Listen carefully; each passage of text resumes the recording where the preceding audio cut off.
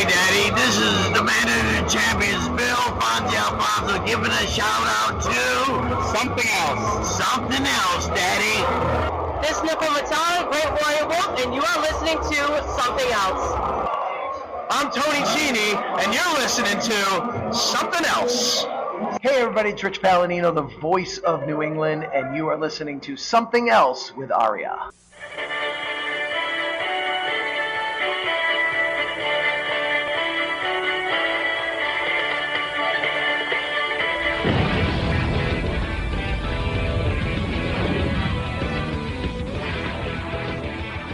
And welcome to episode number 141 of Something Else. Feast your ear holes on this week's episode as we take a look at NWA Total Nonstop Action, episode number 21 from November 13th, 2002. My name is Arya. Joining me, as always, is my co-hostess with the co-mostess. It's Cyndi. Cyndi, how the hell are you today?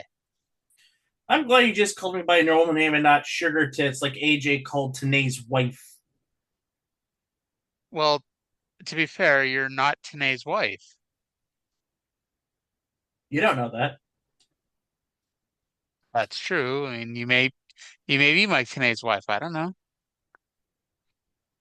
So, any real life stuff you No, want I to talk don't about? want to watch that indie show from 1987 where Ric Flair took on Bill Blackwell.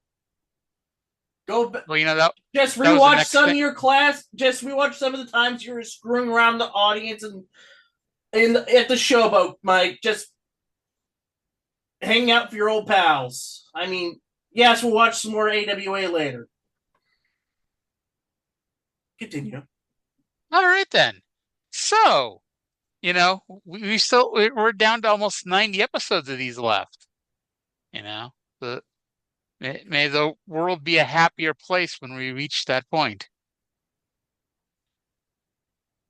And hey, with this episode, we've officially made it longer than Brian and Vinny did because they quit on last week's episode. What a bunch of wusses. I know that they to them, this tournament is still going on, this number one contender tournament.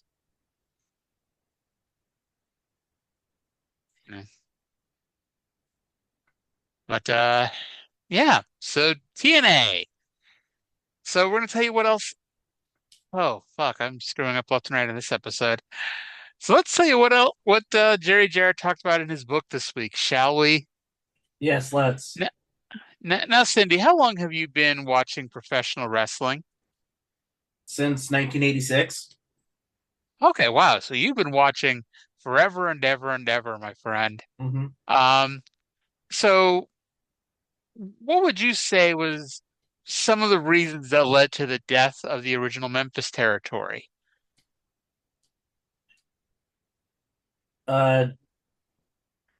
The wonderful not getting along between Jerry Jarrett and Jerry Lawler.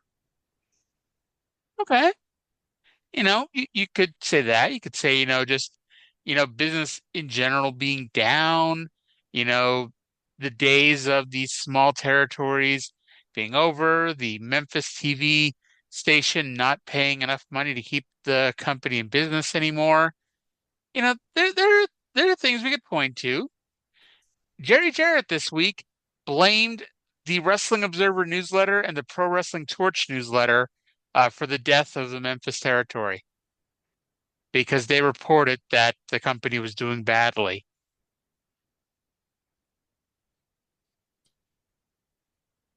Wow. And I believe that's your head needing to be put back together after it exploded. Thanks, Mike. So Jerry has decided, and this is another one of my favorite parts, that it would hurt both Jeff Jarrett's credibility and TNA's credibility if Jeff Jarrett does not win the NWA World Title next week.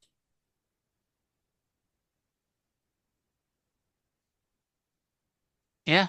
Okay. Good news for the credibility of TNA. Rolling my eyes now. Then he wrote Jeff a email that was approximately 20,000 words that was included in the book, um, talking about Vince Russo and his plans for Jeff's next 6 months as the world champion. He stated that Russo is very compelling in stating his beliefs, but Jeff listens far too much to his bullshit, calling Russo a failure in everything he attempted. Jerry talked about how he has 6 months of matches set up where Jeff will defend against, and I quote, The Truth, Scott Hall, BG James, Six Pac, Jerry Lynn, AJ Styles, New Talent, that's how he phrased it, Sonny Siaki, Malice, and 6 wrestlers with name recognition, mentioning Mabel, Kamala, Randy Savage, Lex Luger, Bam Bam Bigelow, and the Road Warriors as people he is confident that they can bring in to job to his son.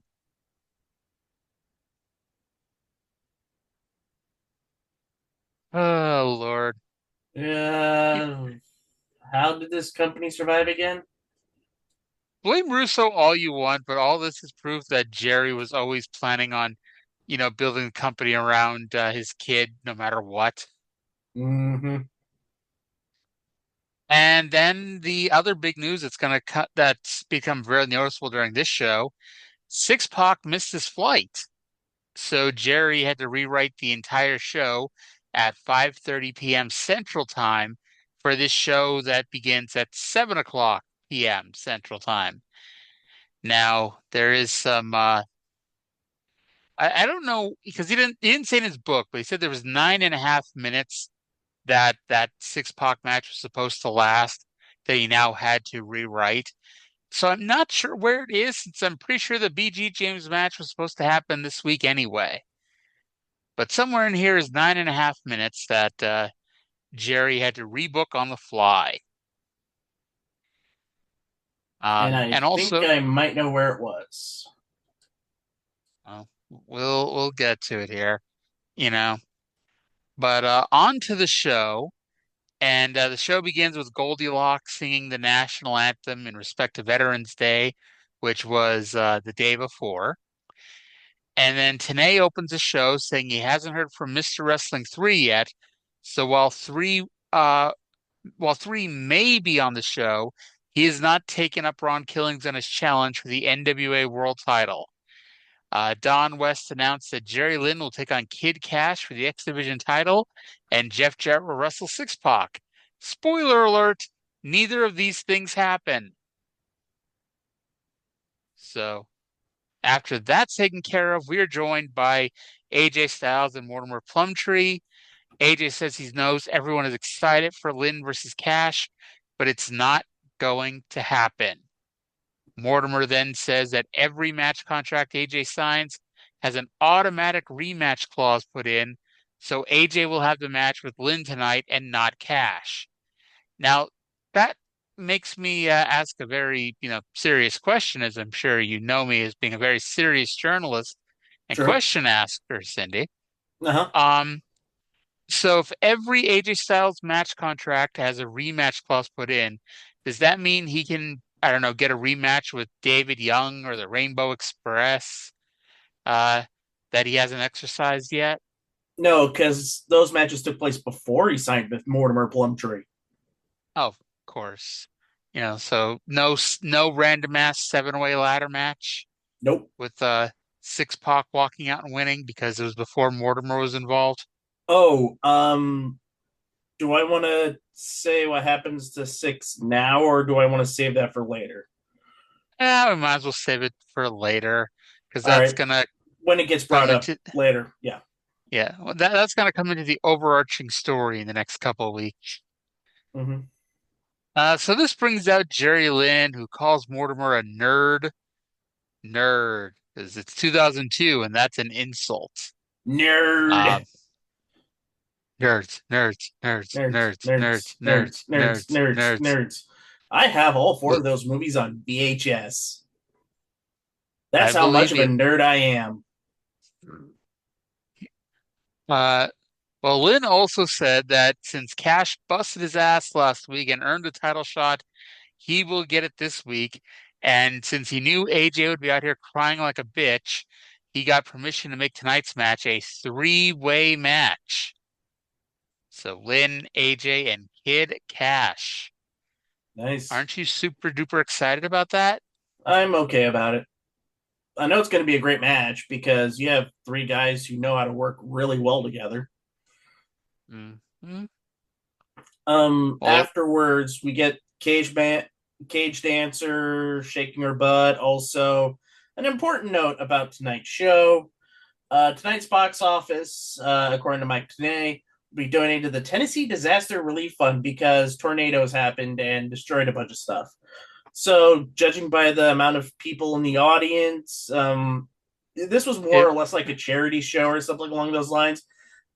Probably 15,000 from the box office. No, not even close. No, I meant cash wise from the box office. No, not even close. 3,000. So only 300 people paid $10. Yes. Well, I didn't know I got the gate right. They give out a shit ton of free tickets. And because, somehow, despite all those free tickets, there's still 300 people who actually pay to get in there. It's like they haven't learned from the center stage fiasco. Well, to be fair, by that point, like no one was going to pay to go to center stage to begin with. That's why they took it on the road, and people actually started to pay to see WCW Saturday night. Ish. Well, Tony Mamaluke didn't shave this week because he had some stubble, and he took on Easy Money, who Your did his favorite. debut. Yes, in his debut, and as we noted, he killed ECW, WCW, and the HWA's developmental deal with the WWF. He is the kiss of death to early 2000s wrestling companies. Money did a buckshot lariat in this match, and it wasn't the version Stan Lane would do in Smoky Mountain, where he just jump over the top rope and do a clothesline. Yeah, I made note of that too. No, Money did the full front flip over, much like Hangman Page does these days. At one point, Mamaluke came off the top rope to the outside, but Money caught him with a drop kick, and Money won a good opener with the cha-ching. It's where you pick your opponent up for a suplex, but instead of dropping back, he just throws them away. We always say it's best when TNA opens with an X Division match, and while this was an X Division match, I didn't think it made an impact it does most weeks. I gave it a 4.5 out of 10. I gave it a 4 out of 10. I didn't think this was more of a. This might have been an X Division match in the X Division, but it really wasn't an X Division match. This was more like a showcase for Easy Money. It's not about weight limits; it's about no limits. Yep. So this kind of showcased what Easy Money could do. Crowd kind of got into it a little bit, and it was there. It was a decent match. I gave it a 4 out of 10. So we're along the same wavelength. Your favorite wrestler was out next, Sonny Siaki. Sadly, he didn't cut a promo. Instead, he gave Chris Vaughn the Siacalypse 3 times and picked up the win. I gave it 0.5 for each Siacalypse, so it's a 1.5 out of 10. I actually gave it a 1 out of 10 for each Siacalypse, so I gave it a 3. Now, apparently, when you said earlier that this show got rewritten at 5:30 Central Time, which is about an hour and a half before they went live on pay-per-view. Mm-hmm. I think we know what was used to fill out a lot of the show. Your boy, Sonny Siaki? More than that, nothing matches. And this was a nothing match, and a couple other matches we could do without. I mean, a lot of this is stuff we could do without, but you know. Mm-hmm. Um, then I can't imagine this would have been any better with Six Pac.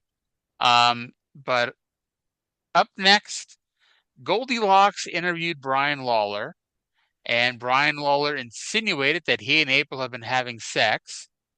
And during the interview, April is moaning in the shower.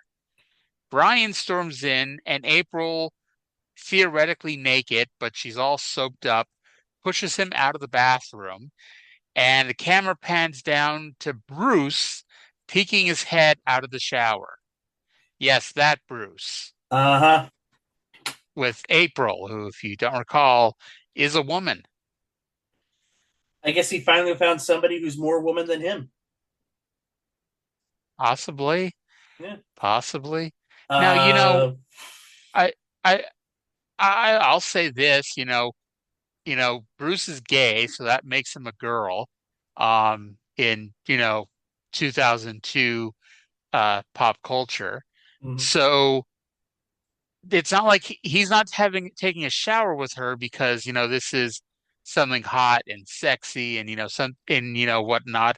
This is just two girlfriends hanging out and showering.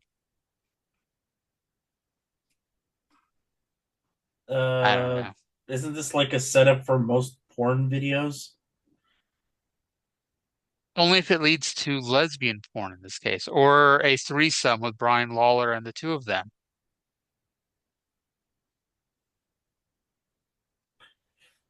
By the way, this is what replaced Six Pac skit. So if you love the skit now, just imagine Six Pac's head sticking out of the shower instead of Bruce's. I think it would have made it better by about 10%.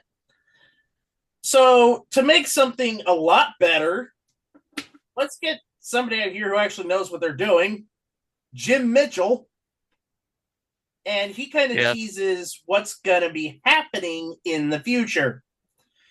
He mentions the discourse happening between in the backstage area and also in the wrestling community or internet or just a general discussion between traditional wrestling and sports entertainment.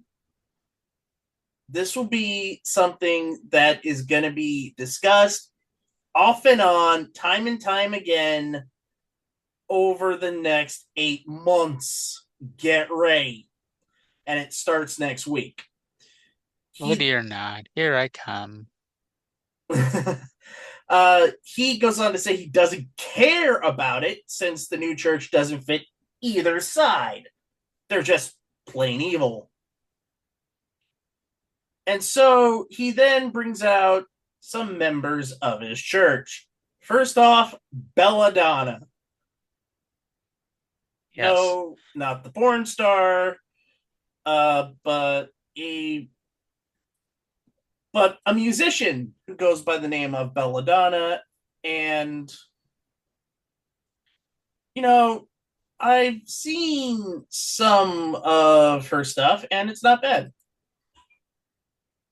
Well, to bring us down a little bit here, Belladonna, real name Roxanne Biggerstaff, who Slash called a total sweetheart, passed away in 2019. Aw. Yeah. Honestly, it's like, and I know OVW was involved with WWE. Not that this person ever got a WWE contract, but I would have thought they would have brought out Sin from OVW, Jim Cornette's future slash current wife.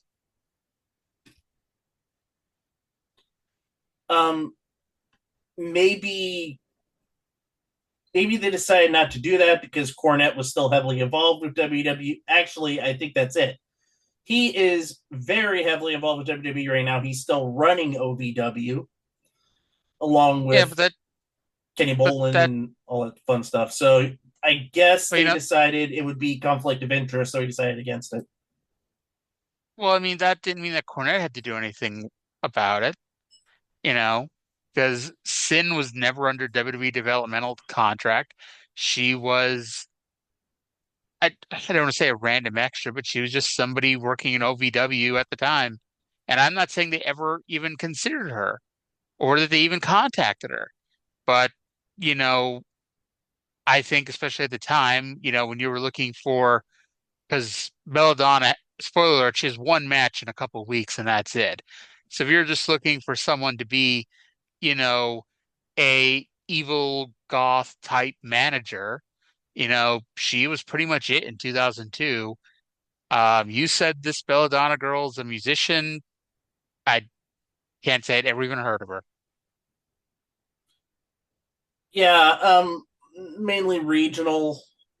She has a good sound, but I don't think she would have cracked anything big. Maybe she would have had a bubble, like some alternative radio stations have bubbling under hours, like giving new people their due, like some airtime. I think you might have heard her like that. Jim Okay. Mitchell calls her the new face of evil. I believe him. But he also brings out Malice, returning after being gone after episode 7. Yeah. Malice Because returns. after that god awful feud he had with Don Harris, which featured Okay, I'm Don sorry. Then it's Harris. episode 8 or something because they had the handshake and he disappeared. The first blood match, or when Don came out wearing his Nazi shirt. Which, as we It noted, is not on TNA Plus. no, it is not. Um, so Malice storms to the ring with Jim Mitchell and Belladonna to take on Chaos. Now, this is not Kenny Chaos from WCW. This is Chaos, who is best known as he's best known for a run in XPW around this time, but mostly doing indies. He pretty much retired in 2014, but has done the occasional match over the last decade. It doesn't matter here because Malice beat him with a choke slam and a knee drop off the top rope. I gave it another 1.5. I gave it a 2. I mean, at least it was quick. And plus the hype up with Jim Mitchell. And look, I'll be honest, I could listen to Jim Mitchell talk all day. He's one of the best in the business. And I kind of wish he had a a longer stay in wrestling after 2006 because after he left TNA around that time, he just kind of vanished. Like after the Judas Messias, it would be 2007. Sorry, 2007, because the Judas Messias thing went nowhere. I mean, they kept it long enough for him to lose to Abyss in a barbed wire match, and then that was it. Jim Mitchell does make the occasional appearance for TNA once in a blue moon. But yeah, that's pretty much it. And then he snorted the NWA's TV deal up his nose. But yeah, that's about it for Jim Mitchell. So we could say that Jim Mitchell, he's up there with Easy Money and killing wrestling companies. Well, to be fair, he only killed TV deals. Easy Money killed them outright. Well, I don't know. I doubt the NWA is going to be around much longer. So you think just running shows on X, isn't going to be a huge moneymaker? Not even close. Like they could try to be the conservative wrestling company along those. They could try to be that, but to be perfectly honest, that type of stuff won't work because if I know conservatives, they're not they don't want politics foisted upon them. They just want action. So if they want that, they will just watch grown men slap each other on Power Slap. Okay. Sounds good to me anyway. Jorge Estrada with Priscilla versus Brian Lawler with April. Now, in case you have a good memory, they this match last week was announced as a mixed tag. No idea why it was changed, and no mention was made of it. Just thank the non-existent God that this was a singles match and not a mixed tag.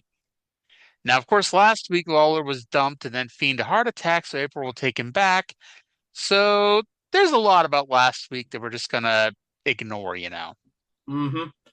But there's something I can't ignore, though, because now we're starting to see the Panda influence and the cash infusion that came with it. What makes Because you say that? all throughout the show, you're going to hear new theme music from a bunch of wrestlers. Like, Lawler's theme music changed. Now it's a lot more darker, I guess. Like, it isn't the hip hop jacking the beat of Too Cool, we'll say. Now it's just like a generic rock beat or something like that he came out to. I want to rock. Okay. So before I the have match, here it was a match that existed. Indeed, it was. Before the match started, Brian went off on some fans at ringside, and he took that to mean that April was hiding something earlier. No idea how he came to that conclusion. It's true. I just don't know how he figured it out. Brian, who looks good for someone who had a heart attack last week, and Jorge have only the second competitive match of the night so far.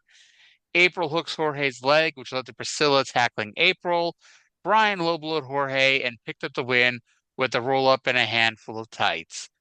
I'd say this match was too short, but honestly, it went the exact amount of time that it should have. 2.0 out of 10.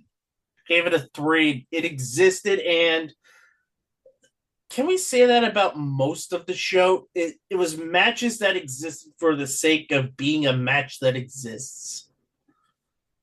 And let's be honest, the crowd was not caring for the most part. No. Panay and Don West weren't caring for the most part. This was 2 hours of wrestling that happened. And weirdly, I still think it was on the better side of TNA shows we've watched. That is actually true. So to the back where Jeff Jarrett is interviewed about his semifinal match with Six Pac tonight. Jeff said everyone in the NWA has gotten a world title shot but him, and now is his time. And it turns out Six Pac is not here tonight, so Jarrett receives a bye into the finals, where next week he will face BG James. BG happens to walk up. Jarrett wishes him luck and then walks off. And so this means actually BG didn't come up at this point. Never mind. But anyway, however, this is the point where I need to bring it up. not necessarily, because it's not the case yet. Well, for He Six, quits on it is. He quits in 2 weeks, technically. Oh. This week he missed the plane.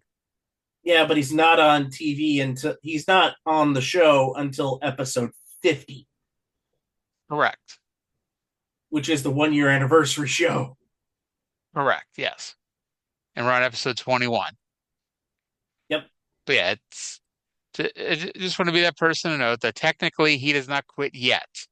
He quits the day before the 27th, which for most normal people, they would say he quits on the 26th.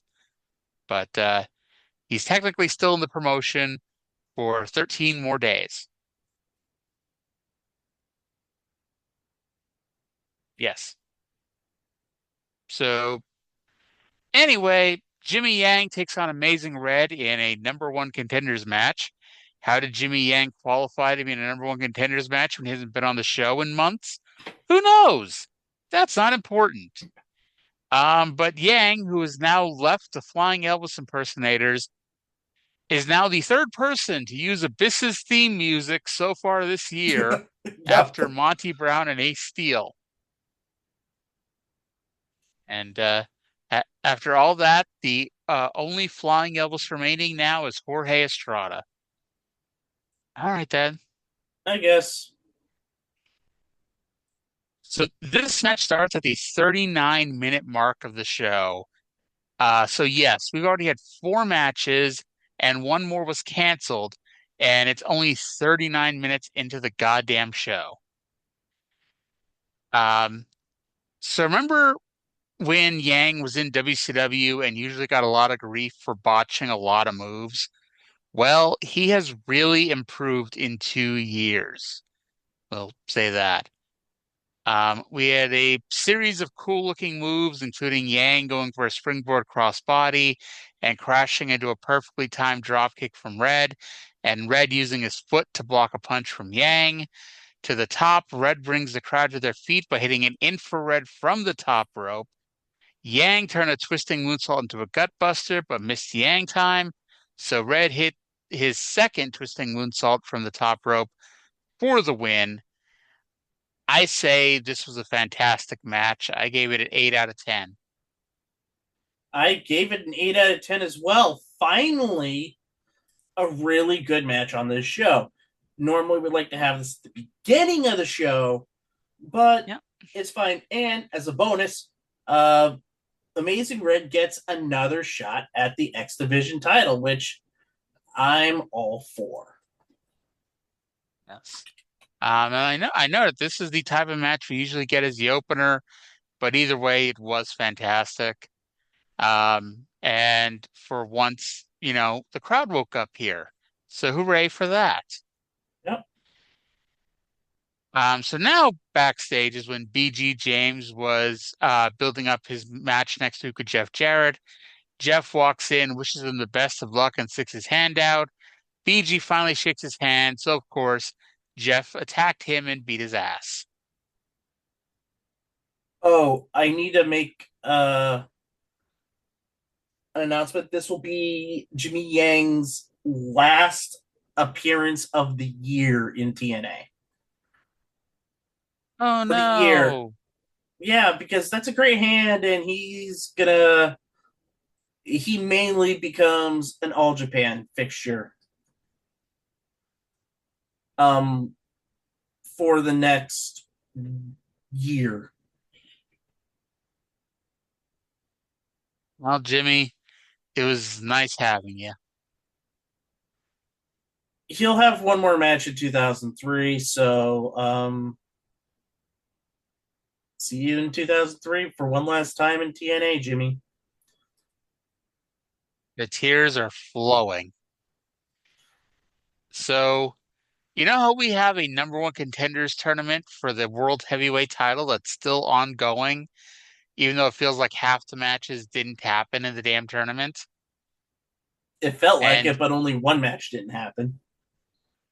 and you know how, every week we have a new number one contender to the X Division title match? Yeah. Well, now we got to have a number one contenders tournament for the tag team titles. And our first match, the Spanish No. announce team Hold on. versus the Rainbow Express. Yes. Hold on. You forgot something. This is where the BG promo comes in. I said the BG promo. No, we talked about the Jarrett promo, but the BG promo now comes up. Yeah. Yeah, I said BG got interviewed by Goldilocks to build next week's match with Jarrett. Jarrett came in, wished him the best of luck. BG finally shook his hand. So, of course, Jeff attacked James and beat his ass. I must be losing my mind. I mean, you hang out with me once a week for the last 4 months, And I've also met you in real life, so yeah. It's all right.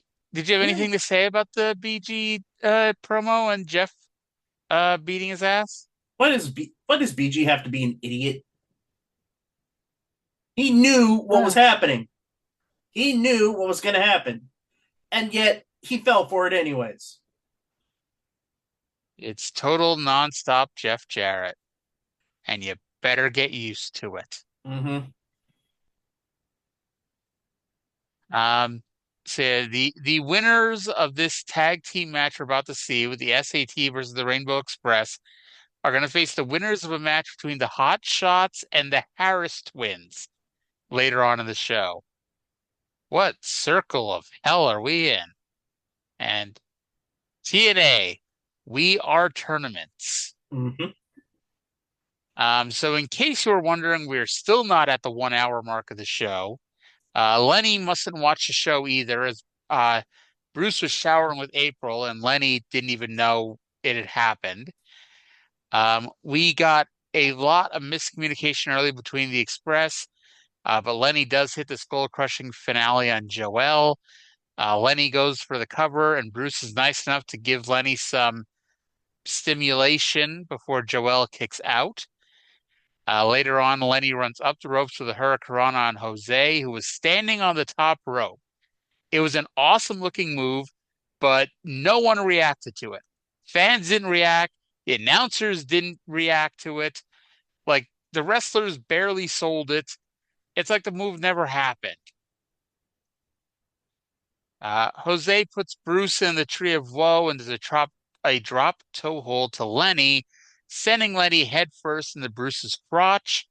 Lenny then accidentally on purpose pulled down the top rope, sending Bruce crashing out of the ring, and the SAT finished off Lenny with the Spanish Fly. This was a loser's partner can't wrestle on TV again match, as Bruce has a dark match in a couple weeks, and that's it. This match, I mean, this is a high rating for a Bruce match. This match was shockingly all right. 2.5 out of 10. I gave it a 2, and I have noted in bold letters, the Rainbow Express is done. No more Rainbow Express. And as you said earlier, Bruce will have a dark match because this was before Explosion starts. Explosion starts in the new year. But he will be around for one more week, and we'll find out what happens next week. Get ready. We're going to have words. Well, we're a podcast. We have a lot of words. Yeah. So Bullet Bob is interviewed by Goldie, and he clarifies some stuff about Don Harris. Because word was he got fired, that Don Harris got fired by Bullet Bob. He just got fired as the head of security, not as a wrestler, because he said, quote, he is a great wrestler, like all the guys here in TNA. And if you're a great wrestler, come to TNA. And he says he watches the show Thursday morning after being there Wednesday because it just gets better and better and better. Here's my question. What are you drinking, and can I get some? Well, personally, I love that he said he fired Don Harris last week, even though it was 2 weeks ago. That's true. Yeah. He said he also fined Don, but did hire him as a wrestler, which led to our next match in the number one contenders tournament, the Hot Shots versus the Harris brothers, with the winners taking on the SAT next week. Now, I don't know about you, but I could not make up my mind as to who I wanted to see win. For the sake of actually having a good match, I wanted the Hot Shots to win, but if the Harrises win, I will never figure out who the hell is doing what the hell to who. Because, it's two sets of twins. Yay, mass confusion. No, wait, that was actually the Killer Bees. What if they did, it's not a mixed tag, but an incredible partners match. Hold it. I said yay, mass confusion. And I have closed captions on our chat. It said gay mass infusion. I just wanted to bring that up because I found that hilarious. Also, it is to say, take away time from having to talk about this match. Poor gay mass infusion. Mm-hmm. Remember, we bring this up a lot, or at least I bring this up a lot. But remember in WCW when Don Harris was told that since he had a broken neck, his head could suddenly fall off his shoulders at any point, Yeah. which was made better by Scott Hudson acting like it was normal and something that always happened. Anyway, the brothers Harris won another relatively quick match with an H-bomb.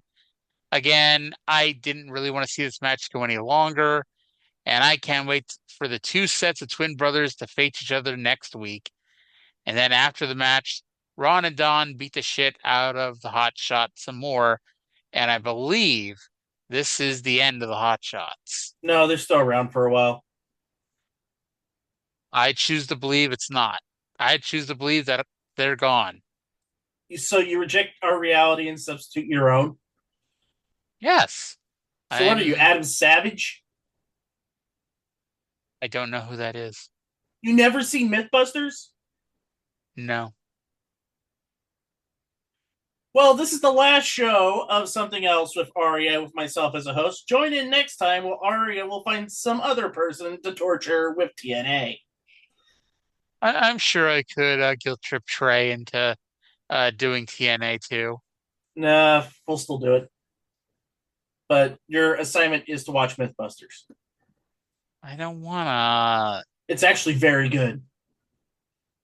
I want to talk about BG James cutting botching a line here like George W. Bush would. BG comes out to the ring, he takes the mic and says, "Fool me once, shame on me. Fool me 500 times, and I'm just a freaking idiot." No, That's how that that's not a line mistake. goes. That's just self-reflection. BG says that if Jeff Jarrett has any ball hair, he will come down and they will have their final match now.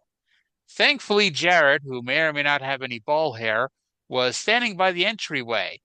He came out and said that they will not have a match tonight. And at this point, I start wondering, where the hell has the truth been the last 2 weeks? BG calls Jarrett a pussy, and Jarrett comes from a long line of pussies.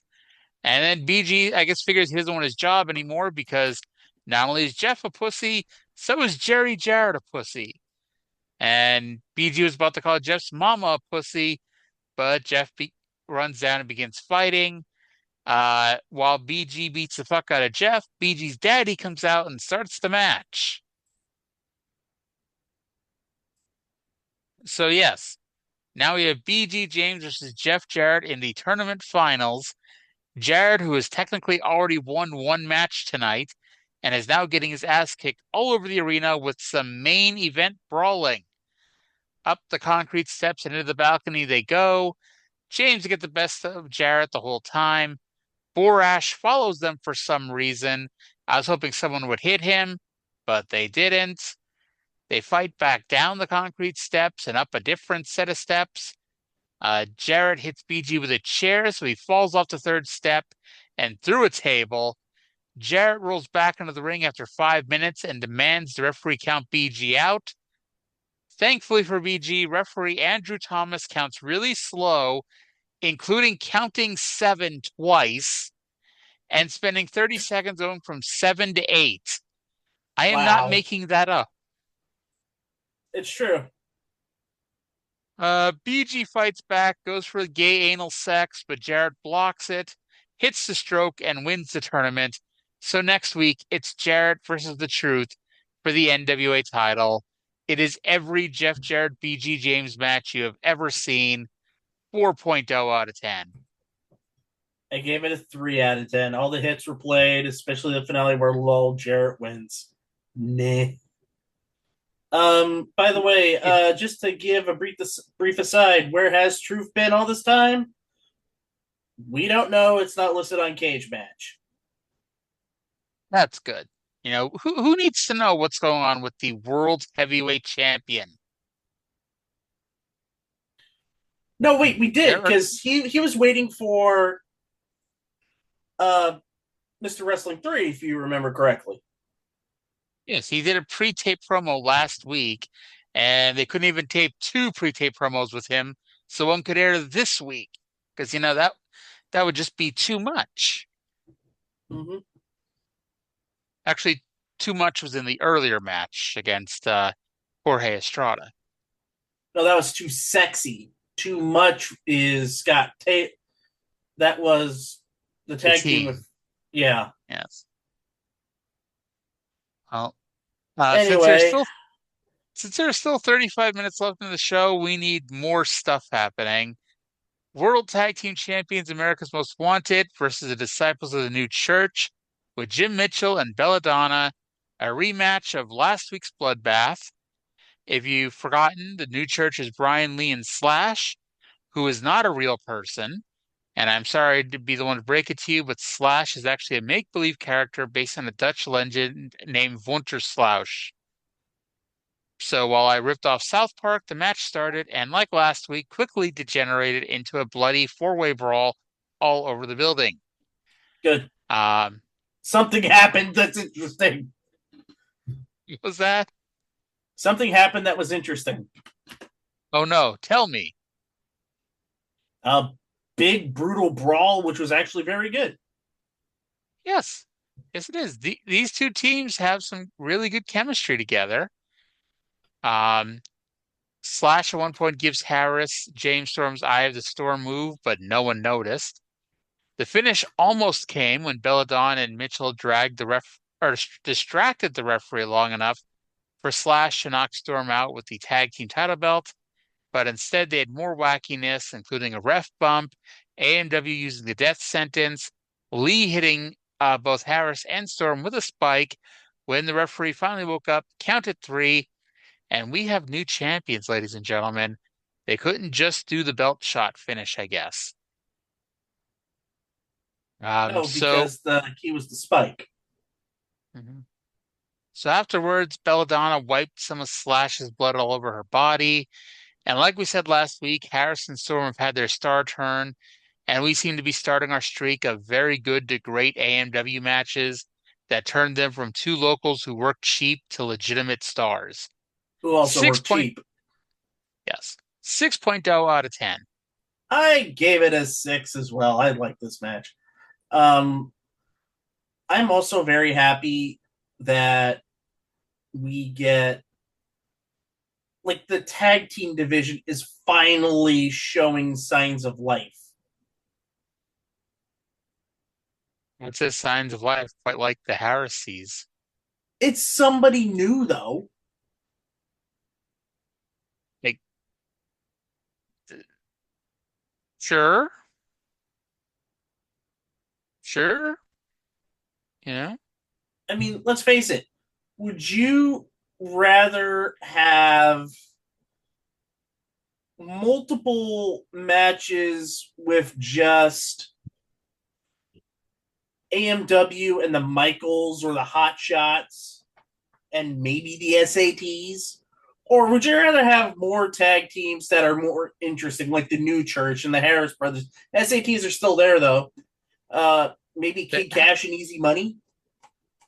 How are you lumping the Harrises in with the new church? That's just sick and wrong. Feels right, though, doesn't it? No, no, no, no, no. Main event time. X Division champion Jerry Lynn versus Kid Cash versus AJ Styles with Mortimer Plumtree. The match started as a handicap match as Cash and Lynn teamed up on a mutual foe before beginning respectfully exchanging holds. Not sure how much respect Cash had when he went for a springboard moonsault, and his very good friend Jerry Lynn tripped him and sent him nose first into the ring apron. A lot of chopping ensued in the middle of the match, and wouldn't that only help AJ since his two finishers both include his foe getting their chest injured? I Mm-hmm. know I know it's pointless and chops in general are pretty pointless, but still. Anyway, This match had all your favorite X Division spots rolled into one match. Dive sequence, check. Don West screaming every 5 seconds, check. Everyone hitting their finishers on everyone, check. Cash goes for rolling Hurricanrana, but AJ reverses it into a Styles Clash. Cash tried reversing that into a Sunset Flip, but AJ reversed that into an Emerald Frozen, which only got a 2 count. The finish sees Mortimer jump up on the apron, but Cash was accidentally sent into him by AJ. Cash then backdropped AJ over the top rope onto Mortimer, and Lynn gave Cash a cradle pile driver for the win. 7.5 out of 10. I gave it an 8 out of 10. One of the best matches TNA's put on. Alrighty, so after the match, Borash, for some reason, joins Tenay and West at the broadcast table. They have a few minutes to kill, so the announcers kill some time before Bullet Bob hands West the sheet for next week, so DW can do the hard sell. Keep in mind, he lists about 8 million people being on the show, but the only matches are Killings versus Jarrett, Lynn versus Red, and AJ Styles versus Jorge Estrada versus something called the Crimson Dragon. Who the fuck is the Crimson Dragon? Find out next week. And then, hey, the show's not over yet, so Jeff Jarrett comes out for a promo directed to the world's heavyweight champion, Ron Killings. Jarrett says he's been screwed over for 20 weeks. The NWA has been trying to hold him down and keep him from the belt, but next week his time has come. He does not look at next week as another match. As a child, he watched Ric Flair, Jack Briscoe, Terry Funk, Harley Race as NWA champions, and his dream wasn't to hit home runs. His dreams wasn't to do slam dunks. His dream was to be the NWA World Champion, and next week he promises to fulfill his dream. Motherfucker, is it still a money promo if it airs on pay-per-view? No. Well, that was a hell of a promo there by Jeff Jarrett. It was. And if they had spent weeks and weeks and months, building up the quest for the world title like this, and where you're like, oh my God, here are some serious wrestlers seriously battling for the world title. This all would have meant something. It may have even popped a buy rate next week, and it really doesn't pop a buy rate this week or next week, excuse me, because again, nobody sees it. But either way, I'll just say it. That was a hell of a promo there by Jarrett.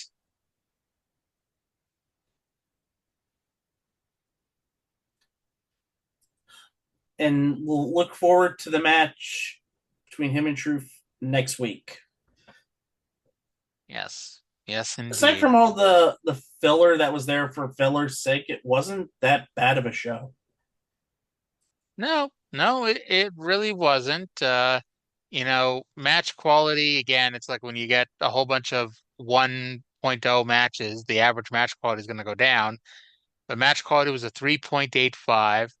Overall enjoyment, I gave it a 6.5. It was another one of those shows where the good was very good, and thankfully the bad wasn't too bad.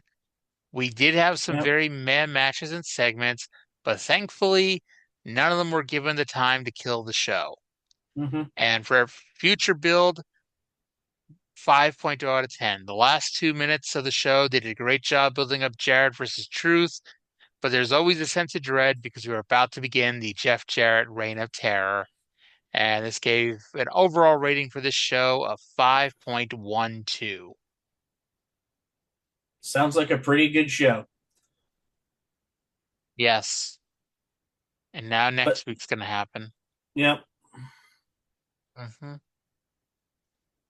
Any final thoughts on our fun little program this week? At least it's getting interesting. Possibly. I didn't say it was going to get good. It's getting interesting. All right. Okay. And I'd rather have interesting bad than boring bad. I mean, it's one of the reasons why, like, hot wrestling take here. 2000 WCW is more interesting than 1999 WCW. It was bad, but at least it was an interesting flavor of bad. Wasn't the type of bad that people would want to spend money on, but sure. But so yeah, that's gonna do it for this week's Mhm. show. Do you have anything you want to plug before we wrap things up? Yeah. Bellatra. What? Have you ever played Bellatra? No. It is a very good poker roguelike game. You should check it out. All right. So while I go And do that, also, fuck then mandatory overtime. hey, 2 weeks in a row for that fuck. Oh, I'm getting it this week because Veterans Day was 2 days ago. And guess what doesn't get delivered on Veterans Day? Mail. That's right. And we just had a gigantic amount of mail delivered yesterday. I'm of the firm belief that we're going to have mandatory Saturday overtime 8 hours. Oh, wonderful. God help me. Actually, I actually had to work Veterans Day because the New York Stock Exchange doesn't close, so neither do we. I got to work Veterans Day as well. You did work Veterans Day, is what you mean to say, right? Yeah. Because this is a show that airs live at 6 a.m. on Wednesday morning. That's why I'm talking to you on a bus right now. Oh, yes, I can hear all of the weirdos in the background. Plus, if it's No, 6 a.m., that means it's 3 a.m. your time. I thought it was 6 a.m. my time. No, it's 6 a.m. my time. Then why the hell am I up at 3 a.m.? I'm going back to bed. Good. Go back to bed for an hour or so, and then wake up and go to work. Yeah. But that's going to do it for this week's episode. Thank you to everyone for listening. I hope you all enjoyed it, and we'll talk to you again in 7 days.